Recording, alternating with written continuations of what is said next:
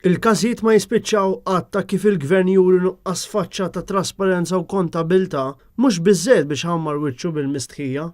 Dikjarazzjoni skjetta li saret fl-editorjal ta' Times of Malta bit-titlu Basic Norms Thrown to the Wind. Dan b'referenza ċara għal każijiet riċenti li fihom il-Ministri Chris Cardona u Ian Borch uraw inkompetenza li ma bħala u naqsu milli jkunu kontabli u trasparenti mal-poplu biex bekk tikkonferma kif il-gvern jiġi jaqajqum minn dawn iż-żewġ prinċipji fundamentali għad-demokrazija. Għat-tmexxija f'Kassilja qisu ma ġara xejn u l-ħajja tkompli. L-editorjali kompli jgħid kif il-gvern tant elgħalu għal rasu b'dawn iż-żewġ rebħiet elettorali li jaħseb li l-poplu jħallih jagħmel li jrid bħalma fil-fatt qed jagħmel.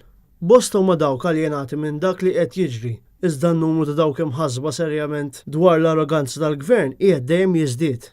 Fiċ-ċirkostanza tal-Ministru tat-Trasport, Ian Borch, huwa falla milli jressaq id-dokumenti tal-ippjanar tal-bypass tal-Mellieħa fil-Parlament bl-iskuża li hija umanament impossibbli biex dawn jitressqu. Dan wara li l-gvern minn wara dar il-poplu kien les jissagrifika karreġġjata waħda biex is-sidien ta' blokka enormi ta' 152 appartament jibnu service road għaliha.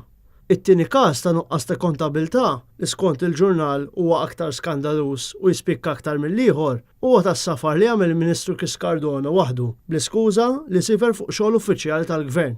L-iskuża tal-Ministeru tal-Ekonomija kienet li l-irċevuti u d-dokumenti oħra importanti intilfu jew ġew spustjati. Skont l-editorjal tat-Times, jekk dan hu l-każ, kif wieħed jista' jafdal il-Ministru Chris Cardona fit-tmexxija tal-Ministeru tal-Ekonomija meta l-Ministeru mifni b'negliġenza grassa biex tagħmel aktar faċli għalih li jberbaq flus il-poplu mingħajr ma jkollu rrieda li jagħti rendikont ta' emilu.